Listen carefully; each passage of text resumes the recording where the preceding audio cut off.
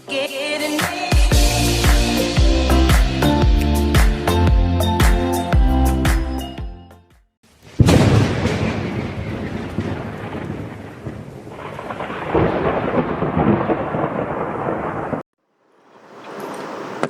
students, welcome to lecture number 8.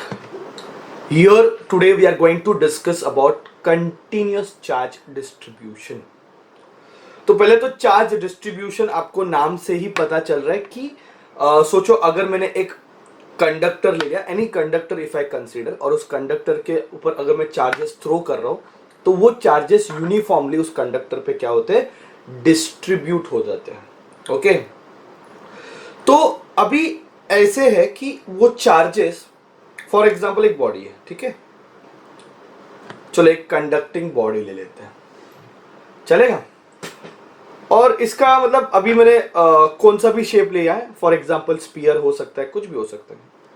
और charges जो मैंने डिस्ट्रीब्यूट किए ना वो उसके वॉल्यूम में स्प्रेड हो गए, मतलब पूरे वॉल्यूम में डिस्ट्रीब्यूट हो गए. कंडक्टर है तो चार्जेस ने उसका पूरा वॉल्यूम ऑक्यूपाई किया. Do you understand what I am saying? ठीक है, तो चार्ज जो स्प्रेड हो गए वो 3 डायमेंशनली स्प्रेड हो गए. ओके, वॉल्यूम ऑक्यूपाई किया चार्जेस ने, बराबर है. अब अगर मैं छोटा सा वॉल्यूम सिलेक्ट करता हूं, ओके, ये जो छोटा वॉल्यूम मैंने सिलेक्ट किया, लेट दैट बी dv, और उस वॉल्यूम में कितने चार्जेस है, let that be dq.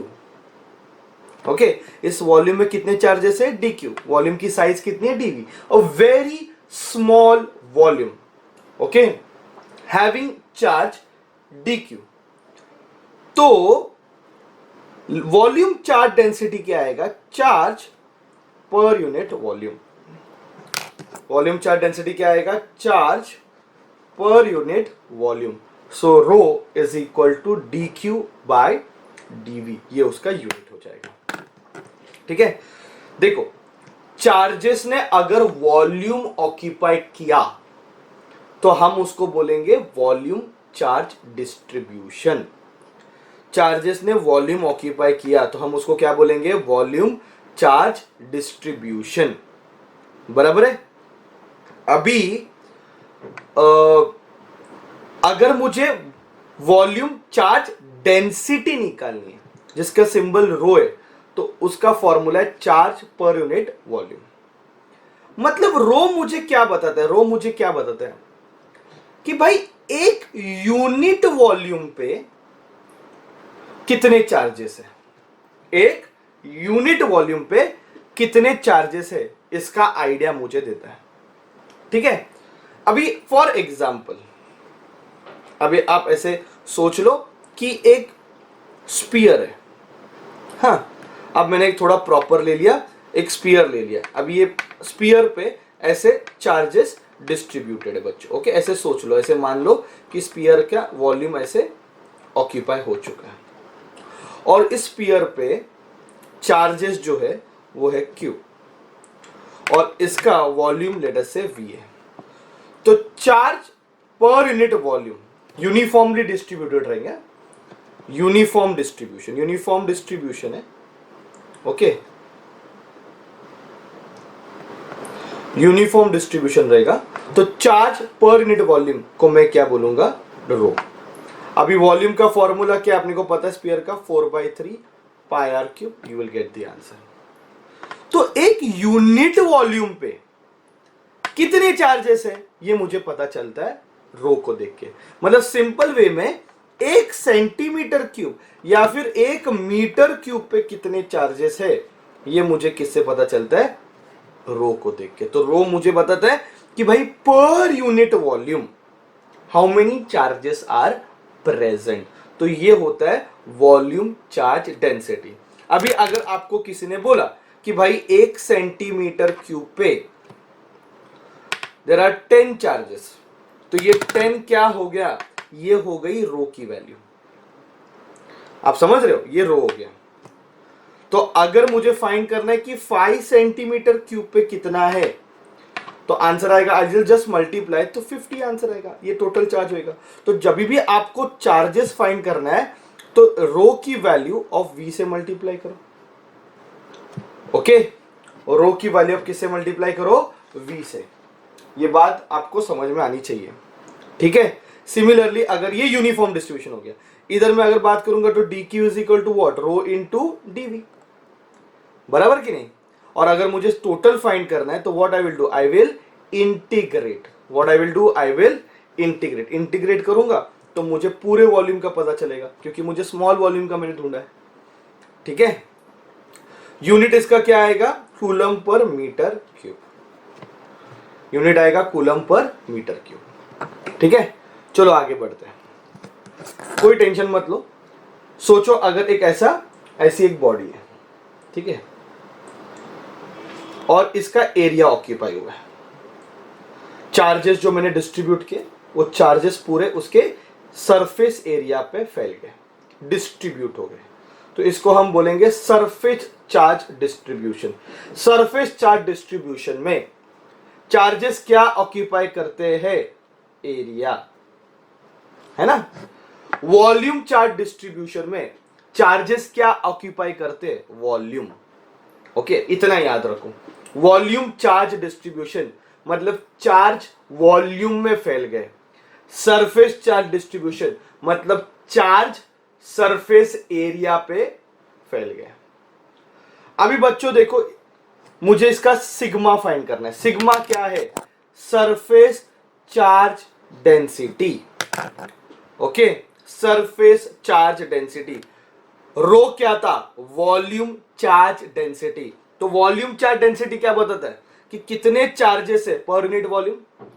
Same way sigma मुझे बताएगा कितने चार्जेस है per unit area, unit area पे कितने चार्जेस है ये मुझे बताएगा।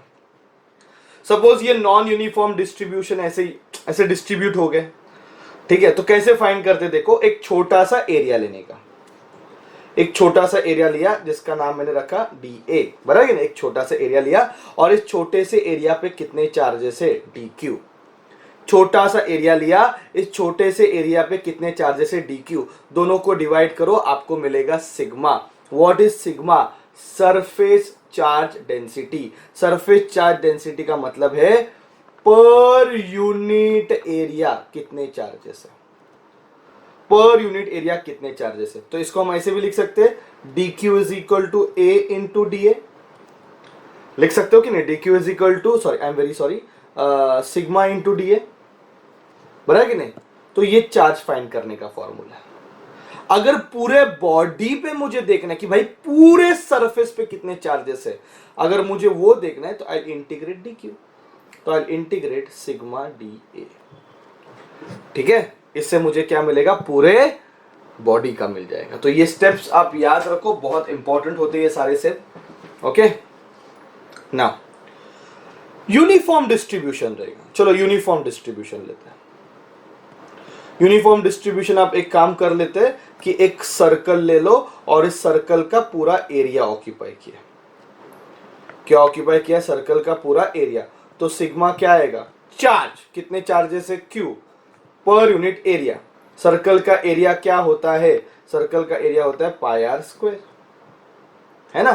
सर्कल का एरिया क्या होता है, पाई आर स्क्वायर, है ना। या फिर आप समझो कि ये स्फीयर है, सर्कल नहीं लेते, चलो स्फीयर ले लेते हैं। तो स्फीयर का एरिया क्या है, 4 पाई आर स्क्वायर, है ना। तो Q का वैल्यू क्या आएगा, sigma into 4 pi R square. ये याद रखो आप, ये क्या हो गया, ये यूनिफॉर्म डिस्ट्रीब्यूशन है। तो नॉन यूनिफॉर्म डिस्ट्रीब्यूशन रहेगा तो छोटा एरिया लेंगे, उस पे कितना चार्ज देखेंगे, ठीक है, और फिर इंटीग्रेट करके आंसर लेके आएंगे, तो पूरे सरफेस का आंसर मिलेगा। यूनिफॉर्म डिस्ट्रीब्यूशन है तो कोई प्रॉब्लम ही नहीं है, फॉर्मूला डायरेक्ट लगा सकते हो, total charge upon total area. इसका ऐसा यूनिट क्या आएगा बच्चों, ये चार्ज अपॉन वॉल्यूम था, ये चार्ज अपॉन एरिया है, तो कूलम पर मीटर स्क्वायर, ठीक है। चलो इसको देखो, सोचो ऐसे चार्जेस लेंथ ऑक्यूपाई किया, चार्जेस ने क्या ऑक्यूपाई किया है, लेंथ। तो चार्जेस जब लेंथ ऑक्यूपाई करेगी तो हम उसको बोलेंगे लीनियर चार्ज डिस्ट्रीब्यूशन। तो लीनियर मतलब चार्जेस लेंथ पे आ गए। तो अभी एक चीज क्लियर हो गया, चार्जेस वॉल्यूम को भी ऑक्यूपाई कर सकते हैं, एरिया को भी ऑक्यूपाई कर सकते हैं और लेंथ को भी ऑक्यूपाई कर सकते हैं। तो तीन टाइप के डिस्ट्रीब्यूशन दिख रहे हैं अपने को। वॉल्यूम ऑक्यूपाई किया तो पर यूनिट वॉल्यूम कितने चार्जेस है ये कहां से पता चलता है, रो से। एरिया ऑक्यूपाई किया तो पर यूनिट एरिया कितने चार्जेस है ये मुझे कहां से पता चलता है, सिग्मा से। वैसे लेंथ ऑक्यूपाई किया तो पर यूनिट लेंथ कितने चार्जेस है ये मुझे कहां से पता चलेगा, लैम्बडा से। तो लैम्बडा जो है वो चार्ज पर यूनिट लेंथ है। तो फिर चार्ज क्या आएगा, लैम्बडा इंटू डीएल। तो एक छोटा सा लेंथ ले लो, चलो ये छोटा सा लेंथ ले लिया और इस छोटे से लेंथ पे चार्जेस कितने हैं, डी क्यू। एक छोटा सा लेंथ लिया डीएल, उस पे चार्जेस कितने हैं, डी क्यू। तो लैम्बडा का फॉर्मूला क्या आएगा, charge per unit length. Come on, lambda का फॉर्मूला क्या आएगा, चार्ज पर यूनिट लेंथ। तो चार्ज क्या आएगा, लैम्बडा इंटू डीएल। अच्छा ये चार्ज मुझे इतने पे मिले, पर अगर मुझे पूरे लेंथ पे फाइंड करना है तो मैं क्या करेगा, इंटीग्रेट करूंगा। अगर मैं इंटीग्रेट करूंगा तो पूरे लेंथ पे कितने चार्जेस है वो मुझे मिल जाएंगे।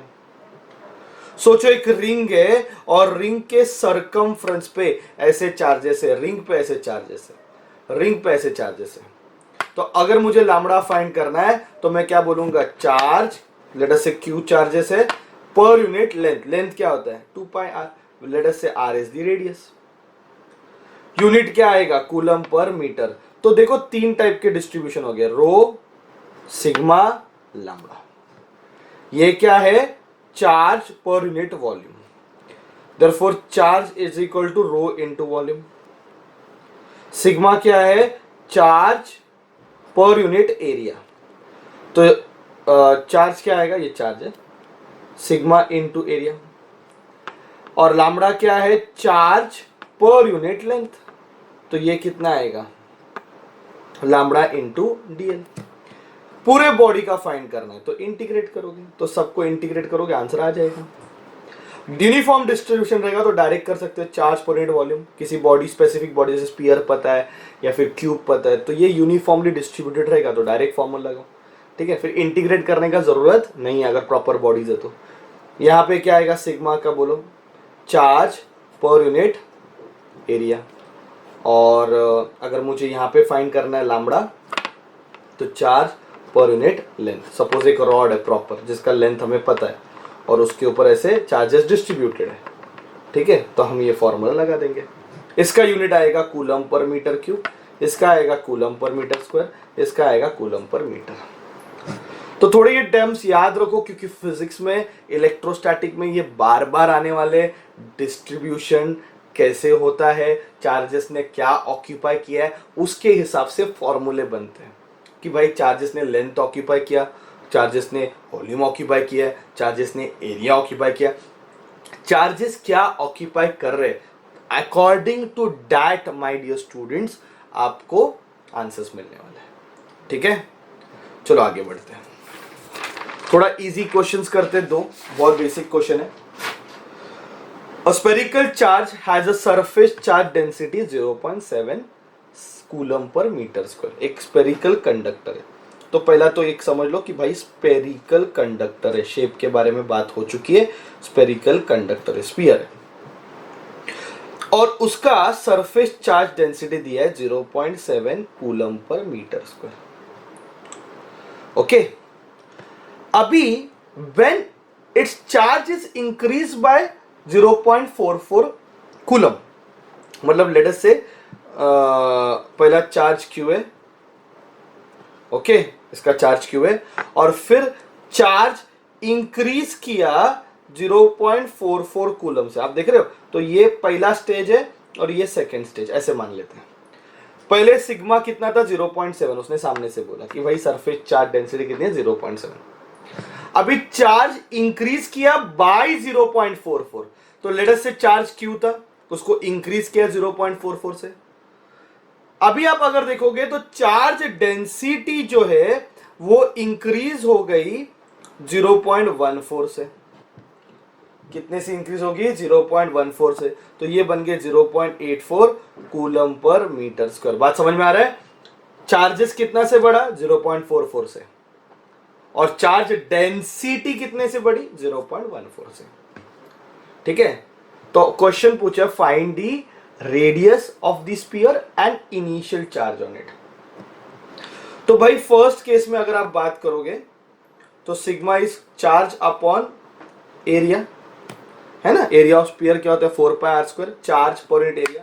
चार्ज की वैल्यू हमें फाइंड करनी है, जिसने बोला find charge on it, initial charge on it, मतलब ये क्यू फाइंड करना है, बराबर कि? और रेडियस फाइंड करना है, ये दो चीजें फाइंड करनी है। तो अगर मुझे क्यू फाइंड करना है बच्चों, तो मैं इसको ऐसे लिख सकता हूं 0.7 is equal to Q upon 4πr²। इसको इक्वेशन 1 नाम देते हैं। सेकेंड कंडीशन पे भी ये फॉर्मूला यूज लगा, तो ये हो जाएगा 0.84, मानते हो कि नहीं? चार्ज हो जाएगा क्यू प्लस 0.44। स्पीयर का रेडियस तो चेंज होने वाला है नहीं। I call this equation number 2। अब क्या करो? 1 और 2 को डिवाइड करो। देख के ही पता चल रहा है सॉल्व कैसे करना है। 1 और 2 को डिवाइड करो तो ये 0.7 अपॉन 0.84 बराबर है। ये हो जाएगा Q upon 4πr² into reciprocal हो जाएगा 4πr² अपॉन Q प्लस 0.44। ठीक है, तो इसको हम सॉल्व करेंगे अच्छे से। इसको हम लिखे 70 ओके बाय 84 ओके, और ये 4πr² कैंसिल हो गया। ये Q अपॉन Q प्लस 0.44 है ना। अभी इसको हम देखते हैं कैसे डिवाइड होता है। तो 7 12 जा, 7 10 जा, ये 5 जा, ये 6 जा, तो ये आंसर 5/6 है। क्रॉस मल्टीप्लाई करो, 6Q is equal to 5Q plus 0.44 into 5, है ना। क्रॉस मल्टीप्लाई किया, इसको यहाँ पे लेके आओ, तो Q is equal to solve करके आंसर 2.2 कूलम आना चाहिए। चेक करो, अभी ज्यादा आधा से ज्यादा मैंने सम को सॉल्व किया और ये Q की वैल्यू एक बार मिल गई। आप यहाँ पे सब्स्टिट्यूट कर दो, आपको रेडियस चाहिए। तो फ्रॉम 1 अगर आपको Q पता चल गया तो 0.7 इज इक्वल टू Q की वैल्यू 2.2 अपॉन 4 इंटू पाई की वैल्यू 3.14 इंटू r²। तो r² क्या आएगा बच्चों? मैं एक काम करता हूं, देखो इसको 22/7 लिखा इंटू 4 इंटू ये 3.14 जो पाई की वैल्यू ना बच्चा, पाई की वैल्यू 3.14, उसको अपने को पता है कि भाई इसको भी 22/7 लिख सकते हैं। ओके, आर तो उधर चला गया। चलो, तो मैंने क्या कर दिया, 2.2 अपॉन 0.7 को 22/7 लिखा और पाई को 22/7। अभी ये कैंसिल हो गया तो 1/4 हो गया। तो आर का वैल्यू कितना हो जाएगा? हाफ। स्क्वायर उधर जाएगा तो रूट हो जाएगा, और रूट ऑफ 1/4 कितना होता है? हाफ होता है, मतलब 0.5 मीटर आंसर है। चेक करो आपको ये आंसर आया है कि नहीं आया है। ओके, और ये हो गया नेक्स्ट सम और लास्ट सम हमारा। बहुत इंपॉर्टेंट सम है, very important sum, very important sum. Okay, 64 drops of radius, okay drops of water रहेगा, आई एम वेरी सॉरी, हाँ 62 ड्रॉप्स वाटर ड्रॉप से of radius 0.02 metre, each carrying a charge of 5 micro coulombs. तो 64 drops है, ठीक है बच्चों। इन 64 हर एक का रेडियस दिया है 0.02 मीटर और हर एक पे चार्ज कितना है? 5 माइक्रो कूलम। ये बात समझ में आया कि हर एक पे रेडियस हर एक का रेडियस कितना है? 0.02 मीटर और चार्ज है 5 माइक्रो कूलम। इनको कंबाइन करके एक बड़ा ड्रॉप बना दिया, एक बिग ड्रॉप बना दिया। Okay, find how the surface density of electrification will change. Surface density कितना से चेंज होगा? Okay, if there is no charge lost. 64 drop से 64 ड्रॉप्स एक साथ आके एक ड्रॉप बन गया। ये बात समझ में आ रहा है? 64 ड्रॉप्स एक साथ आके एक ड्रॉप बन गया, चार्ज लॉस हुआ नहीं है। ओके, अभी ये जो बड़ा ड्रॉप बना उसका रेडियस कैपिटल आर लेते हैं। जो बड़ा ड्रॉप बना उसका रेडियस क्या लेते हैं? कैपिटल आर लेते हैं। ओके, और चार्ज ड्रॉप हुआ नहीं है, ठीक है, लॉस्ट नहीं हुआ है। तो चार्जेस हर एक पे कितना है 5 माइक्रोकूलम, तो वो अपन देखेंगे कि 64 का कितना आता है। तो चलो सबसे पहला स्टेप बच्चों, ये आर फाइंड कर लेते। जब तक आर नहीं फाइंड करना तब तक आपको समझ में नहीं आएगा कि सरफेस डेंसिटी कितना से चेंज हुई है। सबसे पहले बच्चों आर फाइंड करते हैं, ठीक है। आर फाइंड करने के लिए क्या है कि वॉल्यूम ऑफ बिग ड्रॉप, अगर आपने सरफेस टेंशन चैप्टर किया रहेगा तो मुझे लगता है ये बहुत कॉमन सम है उधर। अगर आपने नहीं पढ़ा है 11th स्टैंडर्ड का सरफेस टेंशन तो थोड़ा डिफिकल्ट हो सकता है, पर अभी कॉमन सेंस है। 64 ड्रॉप साथ में आ रहे हैं और एक ड्रॉप बन रहा है तो वॉल्यूम, एरिया चेंज होगा पर वॉल्यूम सेम रहता है। तो volume of big drop is equal to volume of 64 droplets. बड़े ड्रॉप का वॉल्यूम क्या है 4/3 पाई आर क्यूब।